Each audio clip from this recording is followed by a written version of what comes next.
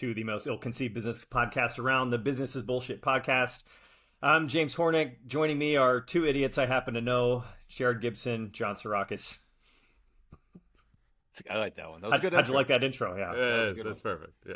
I like how, Jared, you don't have on, I don't know if this is going to be visible later, but like we have our names on our screen. You just have your company name as your name. Look at that. You're not Jared Gibson, you're plug-in. Outworks. Yeah. Is that going to be? I don't think it shows up on the actual. Does it? I don't know. No. Let's While find out. you guys are Program. carrying this show and talking, and I'm just staring, drooling on myself, I'll Yeah. see if I can fix it. Hey, so John, you got an award this week. Do you want to start with that?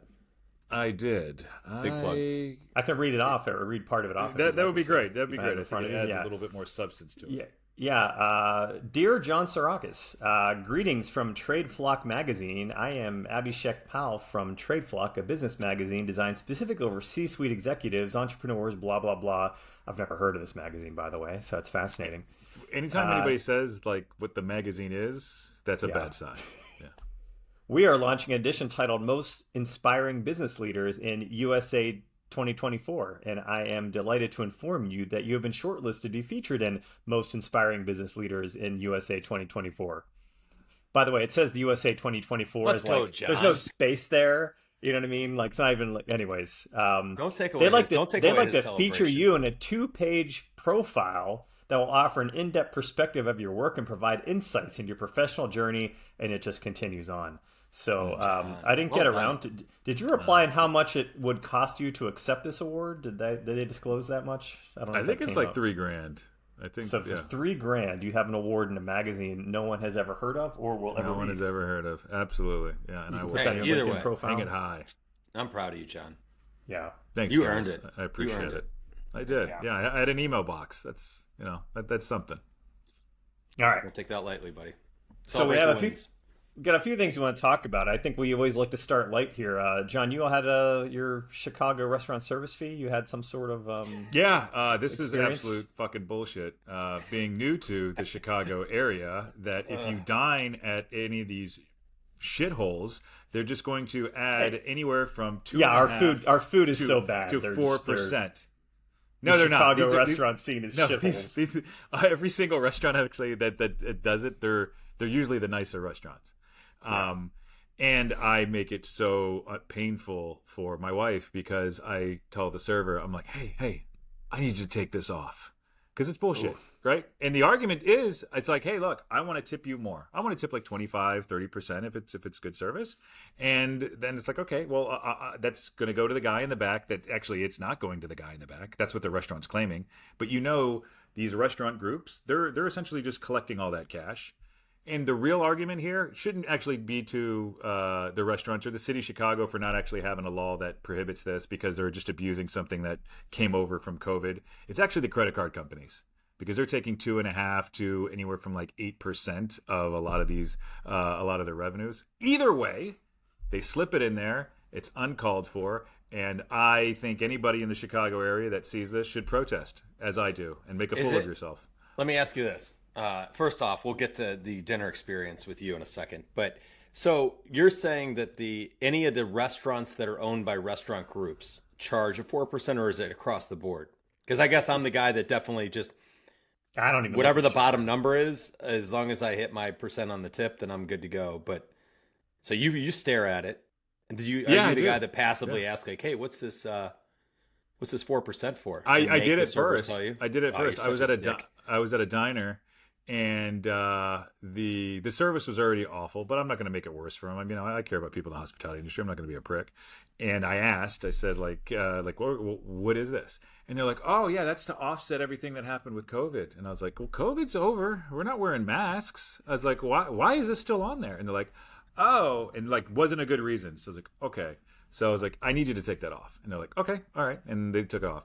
And then progressively, I just know that it's just on there. And then the argument people give is like, oh, it's for the guys in the back of the house. I'm like, well, pay them more and update your fucking menus with the price increase. This is Like- actually this is not what today's episode is about, but if you go back to the history of tipping, it came from the same thing. It came from like I'm pretty sure it was like Depression era, whatever, when restaurant owners would say, well, I can't actually afford to pay my employees, so you guys are going to have to try to get some extra cash for the customers, you know. And of course, it never went away. Like tipping isn't like a thing in other countries like it is in the U.S., you know. It's Are you awkward. Are you guys Mr. Pink? Is that what I'm hearing here? Yeah, but it's just like, why don't like you just charge us more and then pay your employees properly? But instead of doing that, they just like the whole tipping thing was a temporary fix from like 100 years ago that just stayed permanent, as opposed to like actually right sizing and paying people properly. So it's really the same thing. It's just that's why that 4% charge never go anywhere. No, Did you work in the industry? Were you ever a server? Anybody? John, you were a server. Kind of. Yeah. So you were in and out, got fired really quickly. Did something stupid. I mean, Wendy's wouldn't hire me when I was in high school. I'm still holding that grudge. All right. So I was a server, and like I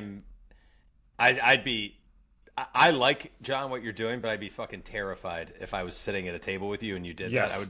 I would be so annoyed, just because like it has nothing to do with the server, and they're the ones that are bearing the brunt of it. If you have a problem, like pay it and then go talk to the manager or somebody afterwards about it. I didn't know. I wasn't paying attention. Like, you're more fiscally responsible, I guess. I like the fact that you can get it taken off, right?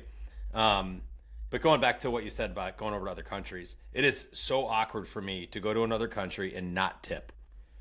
Like, and nobody expects it over there, except when the Americans. You're just conditioned to tip, and that's the same reason why. The first time I've seen like a pushback on tipping culture is like the constant screens. Like you go into some place where you're like, dude. That's typification. That's a pain in the ass, because you feel like I was in on it first. Tips have gone down because of that. I don't know if you guys are aware of that. Studies are showing tips are going down. People are done with it. They're over the tipping. So the amount that people in the service industry are getting tipped is going down. And it's because of pricks that own restaurants here in the city of Chicago doing those types of things. People are like, well, I just gave an extra 4%, so I'm going to give 16 instead of 20, which isn't cool, man. These people aren't making that much to begin with.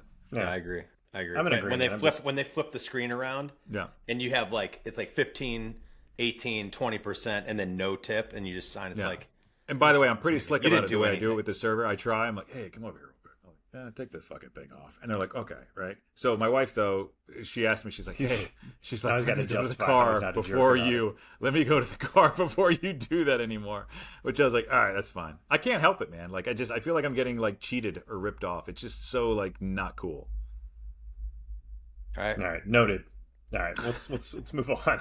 You guys, I was actually gonna joke, like, because the fact you're even reading bills, like, is this a slow start to the year, John? Is your pinching pennies over there? Like, you know, this episode's about vulnerability and John. Yeah, it is. You had something else too. There's something else you want to start with. I don't know if this was an either or thing, but the ads you're getting served these days. Yeah, I don't know what it is, and I wanted to check in with you guys. I know it's the first time I've mentioned it, but there are entirely way too many AI-generated ads of like jacked 60-year-old dudes. Yeah. And you guys are seeing them too? No. Oh, yeah. All the time. Oh, all right. They look good. It's your I'll algo. be frank. Like, I'm like, all right, I hope I look like that when I'm 60. But it must be the algorithm. James doesn't look at inappropriate content online. No, I don't look at old dude content and get served more old dudes. John typed in jacked old men into Google one time, and now it's just like one time, man. It was one time. I mean, that's it. That's all it took, man. Like, I see these pictures. I'm like, wow, there's a lot of these jacked dudes. I was like, I mean, that's AI, but I hope I look like that when I'm in my 60s. You know, it's like a bunch of thin Santas. Like, you know, like they just got done getting their pump on. I mean, you're like 5 years away, so. I have noticed, though, like, especially on Twitter or X or whatever, I mean, it's flooded with bad ads. Like, when you like go down into the threads and you see some of the stuff that I'm getting served down there, it's just like a cesspool of. There's nothing that I've ever typed in that would indicate that I would buy that, whatever that is, right? But there's some company out there, you know, that is essentially put together like their theory of you purchasing. Oh, he bought this. He bought this. He bought this. He's going to buy leashes for the kids. Well, the one that I got right before we jumped on the call that I thought I would bring up and you guys would get a kick out of this is, so scrolling through something, it had something to do with Ohio State National Championship. So I was looking at the thread, and the first ad that pops up like 2 down is this lady with like just huge like boobs, and it just says Trump for life on it. And it's like that's what I'm getting served nonstop all the time. like that and Temu. Do you guys get Temu ads? You're just getting triggered. No, I don't get any. I'm Temu honestly, ads. I'm not on Twitter much anymore. I used to be a Twitter power user. I was on there like early, and it's just not good anymore. Well, the key is like It's to called go X. to your followers, the people you follow, and not like the suggested followers. Even still, like I don't know. It's I don't know. I I don't need it use for it either. sports stuff. It's I use it for like sports stuff. Twitter. Nah, I don't want to get off. But when I like Twitter in like 2009 to 2012, like it was not political at all. It was just like people were just having fun. It was amusing. It was memes. It didn't turn into this political cesspool until the like last like 6, 7, 8 years, something like that. But it's just not what it is. It used to be a fun site. Now it's just like trigger warning rage bait constantly. Anyways. But if you use it for, I mean, like I said, I use it for like to keep up to date on sports stuff.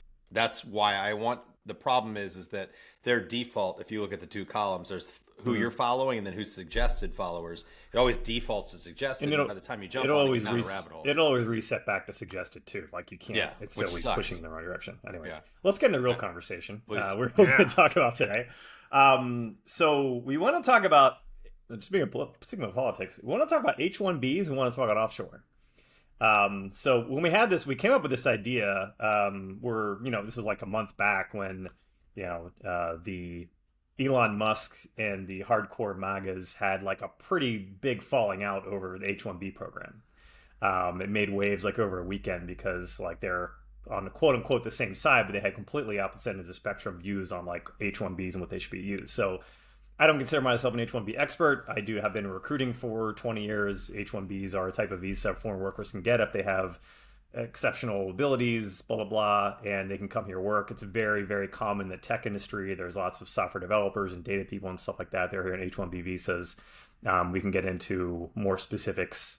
I don't know if you guys want to chime in here, but Jon, you had some specific examples. Go ahead. My issue, and it kind of gets into the outsourcing, which we'll get into later, is just the abuse of it. I don't feel that it's fair to U.S. workers to essentially not get paid the wage that they deserve. I sound like I'm a union teamster here. But I also think it's not also fair to the guy that's coming or gal that's coming from another country here that's then going to then be underpaid for the same amount of work. And you have all of the big dogs abuse this, and there's no oversight to curtail this. And I think it's ridiculous for someone just to say we need to get rid of it, because I think there's a huge advantage for us to pull over the smartest talent to our country. Yeah. And that's it just needs some attention. You hit on a few things there. First off, it's indentured servitude. So first off, like the people who have to come here, they are paid less than what the people who are Americans doing the job get paid, because they're not in the free market anymore. They can't just go get another job. They are stuck in that company while they're getting sponsored. They have no ability to go work somewhere else, put their resume out there. So they get underpaid straight up.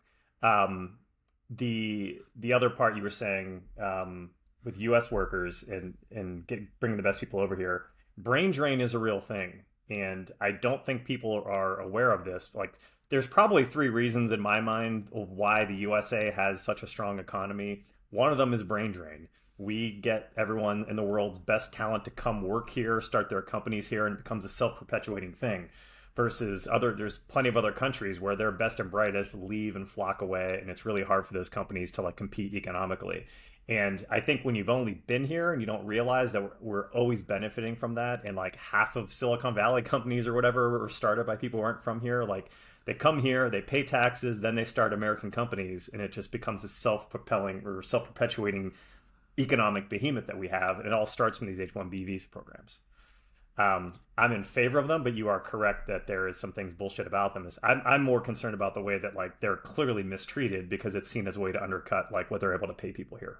Let me ask you, so as somebody that is a little bit more naive to this, shocker, when did they start? And like, was there a reason, like who started it? What's the background on them? Because obviously I've been following what's going on in the news lately, and I agree with both what you guys are saying on the I mean, it's not just like a little minor abuse. Like, it's bad. Like, they're fucking over a lot of people, and especially like all the tech layoffs that have happened. Like, those people are stranded. What do they get? Like 60 days to get a new job, or we boot them out of the country? Is that what? Again, I'm not going to sell myself as an expert, but I can the basic history. It's as long as I've been here, like I've been recruiting for over 20 years. It's been here. It's not a new thing. So into my entire lifetime of kind of working this industry, H-1Bs have been a thing. I don't know when it started, but sometime before that. So it's not like a new thing. Yeah, they can't. They're typically working through a consulting firm who holds their H-1B visa, and then that firm outsources them then to like a larger organization internally. Some companies do sponsor directly. A lot of them come through like the Cognizants or like, actually offshoring consulting firms, and then they get hired on and put on consulting projects. But if their project ends, and I think it's either 30 or 60 days, you're right, then they have to go. There's other visas like L1B, I think you're out like the next day. Yeah. So it's... Where's the offshoring companies? There's got to be a ton of negligence within, not just the companies that are hiring, but the ones that are actually sourcing the talent.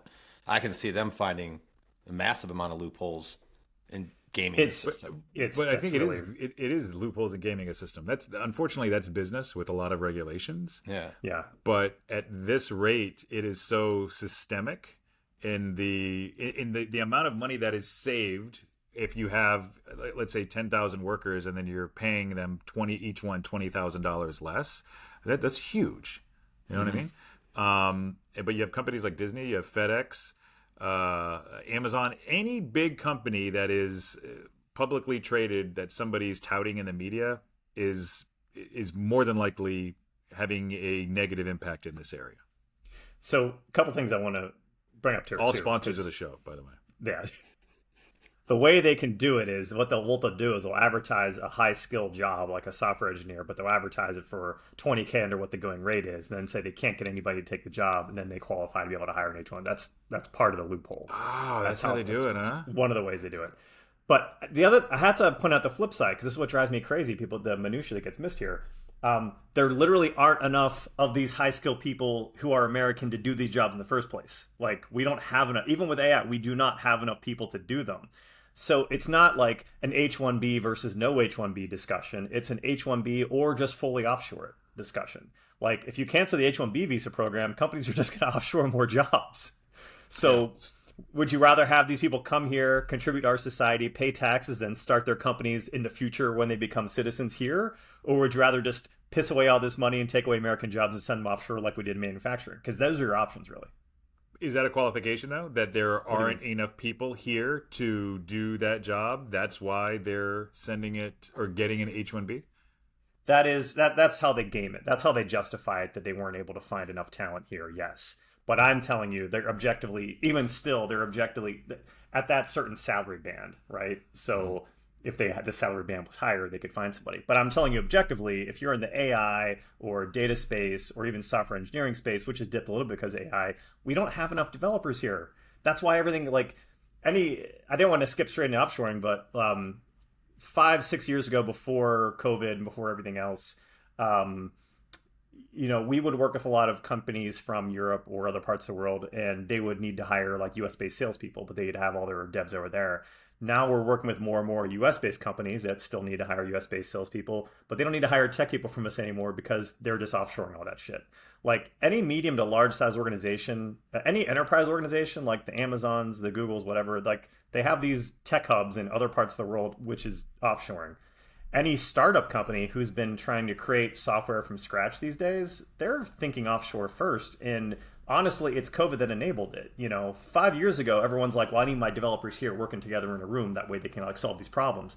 But as soon as everyone realized, wait, we can all work remotely and everyone's doing the work just fine, then they realize, wow, these software developer salaries keep going up and up and up. Maybe we should check out and see if I can get people in Romania or Ukraine or Central America. And then they did that. Then they're like, yeah, we want everyone to come back to the office, and if you don't want to come back, then you're laid off, and we'll just build the team back out in these other areas because everyone's cheaper. Like, that's the play. That's part of this return to work nonsense, is because... Are you seeing that? Oh, that's yeah. Right now? No, are you seeing... I mean, sure. what percentage of these organizations... And I think it kind of makes sense to maybe not bring everybody back full-time, but if you have the ability to come into the office twice a week, once, just come in...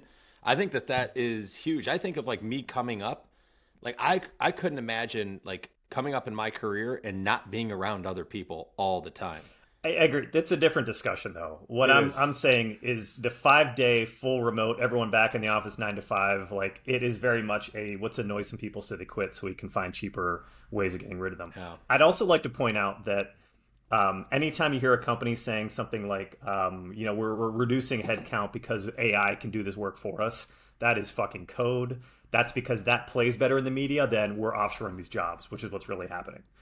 And then real quick, one thing about the remote work that kind of bothers me, we were so entitled because when companies first started, like you lived within like a mile or two of wherever it is that you worked. You walked there, rode a horse, or I don't know, an 1800 skateboard. But now everybody's like, oh, well, I want to live in this really nice neighborhood 40 minutes to an hour away, and now it's a big problem, right? Yeah. So that's the big shift that has to happen. So if everybody really needs to go back to work, and there is a really good reason, that you just need to live close to wherever that place is and encourage that. I'm not talking about like tenement housing or that type of campus living, but it's something that people are forgetting. Like, it's a true luxury to be able to live that far. And then the other thing too is 2019, before COVID, I competed against a lot of companies that were already offshoring. And you had to like really show the points of value and whatnot. Now it's gotten dramatically worse because I believe it is of COVID. And the other thing too, though, is that people don't understand. When you say dramatically worse, what do you mean worse in what way? Oh, the number of people that are offshoring work is way more than it was in 2019. And there was already a lot happening in 2019. Yeah. You guys want some numbers? I think I memorized them. And if I did, you go for it. Memorize them, or you got them on your screen right now? We don't have enough. No, I'm just looking at you guys. I'm on a laptop. So I think it's 77% to 80% of the U.S. economy is based on service, right? Okay. Of that, 13 to 15% of that is essentially in like the consulting, marketing, and professional service space, right? Of that, 20% is currently being outsourced, and it's growing. Mm-hmm. So if I don't know where the equilibrium is or that line, but that people getting more and more comfortable, nobody's really talking about it because everybody thinks they're the smartest person in the room. We were at an event and I brought it up. I literally saw people roll their eyes when I was like, nobody's talking about it. Like, everybody's talking about like, oh, AI, but what they're not talking about is the comfort of the people in the U.S. shipping all these jobs overseas, which is fine. This isn't a political conversation. It's an economic one, though, because it's going to have an impact. And you have things like the Rust Belt, which, all right, you had manufacturing, Cleveland, Pittsburgh, Detroit, cities like that. Okay, they literally died because of this happening. All right, well, now what is that going to look like with all of these service jobs? Things are going to be more automated, and other jobs are going overseas, and nobody's talking about what the economic impact of that is going to be. So I agree with 100%. I think I'm more shocked that no one's really talking about it because, like, AI, in my opinion, is largely a smokescreen because that's the catch-all way people can say, well, it's AI. I mean, it's progress. Like, that's why these jobs are leaving. It's not leaving because of anything big bad, but I've heard, I don't know enough about the economics of this, but I've heard other people saying, like, the real solution would be to, like, tax companies in a different way if they're offshoring, you know what I mean? That way, like, they're not actually saving as much money. I still maintain that when you're bringing it back to H-1Bs, and again, these are similar things that are different, where at least I'm very pro H-1B from the sense that it makes more sense. We don't have enough of certain types of workers here in the U.S. full stop. If we got rid of both, companies would not be able to operate. They would not be able to function. I'd rather have people who want to live here, want to work here, want to contribute here, want to eventually contribute to the wealth and the GDP of the company, and then start their own companies here, do it here, as opposed to pushing it offshore. Just makes no sense from that standpoint. And I can add one more point if I could. Sure, go for it. The best want to work with the best. So if you're an American and you have an issue with an H-1B and you don't want to work with the best, like that is a problem. We want the best working with the best. Agreed. When do you see okay, there's going to be an impact, like, because I don't know if we're necessarily seeing it as much right now, but that impact, like, of what's happening today, the offshoring today, could happen in 2, 3, 4, how many years down the road? Or do you see it being more of an immediate coming up soon? Because there's going to be an impact. I'm with you guys on all of this. Like, why wouldn't you? We offshore, like, our most of my team is not stateside. If you're a business owner, or a founder, it's like the greatest thing ever. That's the thing that gets missed, is that, like, I think again, I come back to software development because that was like the first big thing that got offshore. But now it's marketing, it's admin services, it's like everything's getting offshored. 20 years ago, the offshore talent wasn't as good as the talent in the U.S. Like if you wanted to, you needed like we had the better educational system back then. We had more just like companies where people were learning from like top tier places. But I think it was comfort level. It's comfort level too. But but it's changed though. Is my point. Like there is talent just as good in other parts of the world at virtually every function we do. And I have to say, it's every tactical and executional function. The stuff that's safer is the things that are more business focused, strategic focused, where you're solving business problems and diagnosing stuff. That usually has to be, you have to really understand a business. You can't, being offshored or being outsourced or something like that, you're not part of the business necessarily. You don't have the same insight to it. And it's also more local. It's more of a sales function. So, but anyway. I don't necessarily know if the talent's gotten better over the years. It's always been good. I think the pandemic just gave us the opportunity to tap into it and realize that it it's comes to out the there. comfort level. But here's the thing about the comfort level, right? So let's say the pandemic makes everybody feel comfortable about offshoring work, right? And then Jared, you're interfacing with another business that's here, right? But your team is overseas, right? And they're interfacing with you based on relationship and comfort level. It's only a matter of time whether it's another event or just experience where somebody doesn't need to interface with you anymore. They're interfacing with somebody overseas and they're completely removing you from it, and then that margin is saved for the business, right? That's where we're going. And the tax idea is something that could potentially work. But ultimately, when I think about this and I see somebody roll eyes when I bring this up at an event or something, dude, these are people's fucking brothers, sisters, mothers, fathers, sons, and daughters. Like these are the people around you. And like it's like when they don't see that potential impact down the road, I don't know if it's that I maybe think more long term, or maybe I'm dumber because I haven't shipped everything overseas. But either way, I think there's a sense of value in feeling good based on what we can do for the people around us that makes the most sense. Community, as the kids like to call it. This is. I will go. Deep, I will go. John's getting like very somber over here. Yeah, John, I still want to say. Are you John? Are you crying? Is that a tear? Yeah, I've had broken tear ducts since the '80s. Parents insisted on it. There is a talent difference now versus 20 years ago. I'm sorry, I'm not getting off this one because 25 years ago, Google didn't have offices in every major city around the world developing homegrown talent there, which then created an alumni network of people who knew their practices. Like that didn't exist. So just by the fact that there's been so many top tier companies creating all these, like there's been more places for people in other countries to learn from the best. That's why I'm saying that like the talent is better now, just because like the whole tech ecosystem that's gone international has increased, which has been a net benefit for everybody. Anyways. Yep. Bring them here though. That's why I like the marriage of this conversation. I'm 100%. So like instead of shipping it over there, then bring them over here, and then like we should increase H-1Bs. That way, all these great workers are coming here, contributing to our society. Really give them the opportunity. They don't have to come here if they don't want to, but like give more people the opportunity. These are the types of people who want to start interesting companies and solve problems, and that's who we want here.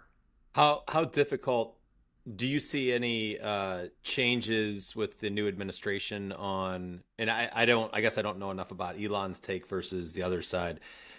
Do you see any changes to the difficulty of qualifying and receiving the proper documents to come over and stay here with everything that's going on with like immigration in general? I'm not sure I got the question. Well, I feel is it going to become more difficult? Is what you're saying? Yeah. Not if Elon gets his way. I mean, Elon's very, very pro in favor of this. He's stated something like, not he'll die on, but he will go to war. He couldn't have built his companies without H-1B workers, and he can't build his next generation companies. So why is MAGA pissed off? They don't like foreigners. That's it. That's it. So what if MAGA gets their way? It will be more difficult. If Elon does, then it won't. They're not going to get their way. The reason why Elon got involved in this election was to get his way. Like, what's crazy here, though, is like, and I guess we are going to talk a little bit about politics.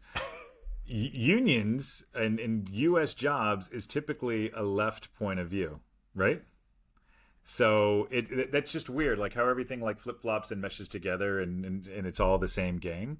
So yeah, whether I don't necessarily believe it's racism, but I think it's people masquerading around saying, hey, the H-1Bs this is why you're losing your job. And it's not, right? Whether it's like the Panda Express example or any of the other, they're not taking fast food jobs.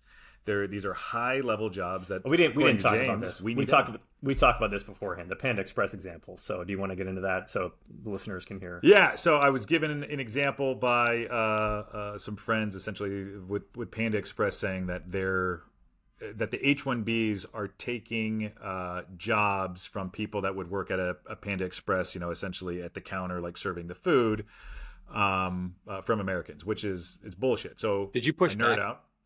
I did. I was like, I find this hard to believe, which is 90% of the time when I see something like this. Like, I really find this hard to believe. I find it hard to believe, and I don't feel like Googling something I already know to be untrue because it's a waste of my time as an intelligent person. But go ahead. Yeah. But me, I always, but I always want to go, because usually there's like there's a little bit of truth to it, right? And I guess maybe it's just my boundless curiosity, which always gets me in trouble. I see like that, and I'm like, oh, okay, well, that's interesting. I didn't realize fast food companies could use H-1Bs, right? And then you look into it, well, they're getting it for like software engineers and these managerial roles, which I like, because going back to it, I want the smartest people in the world living around me. But that's just like the level of like lacking into, like, people think of a fast food chain. They completely forget these fast food chains have corporate headquarters with the same high skill technical accounting and other functions that any other company would have. They just think, oh, it's the line cook. Well, the problem is that they stop reading when they start disagreeing. Yeah. And then they create a false narrative. Like, the context is so out of left field that it's like, oh yeah, you know what? And then they convince themselves that this is what's happening. And then they tell people like Jon, who actually call them out and say, that's one of the dumbest fucking things I've ever heard. And here's why. But this is what politics relies on. They rely on laziness. They rely on 100%. Somebody to just get evoked by whatever that initial thing is, the left and the right. And I mean, if you make a lot of enemies when you sit in the center and you just call bullshit a lot. Yep. All right. And that's what the show's about, damn it. All right. And we're at our stopping point. We realize we're going way long some of these weeks, and we're right around that point in time. I think it's a great time to wrap it. Thanks again, guys. Thanks everyone for coming out and listening to the Business is Bullshit podcast. Catch us on iTunes. Do we have sponsors? Sponsored by Trade Flock Magazine. Good. All right. Jared, you want to do an Outworks plug real quick? Let's go Outworks. Let's go. My company, Outworks. Right, I won't go down the road that you went down last week on your company, but Outworks.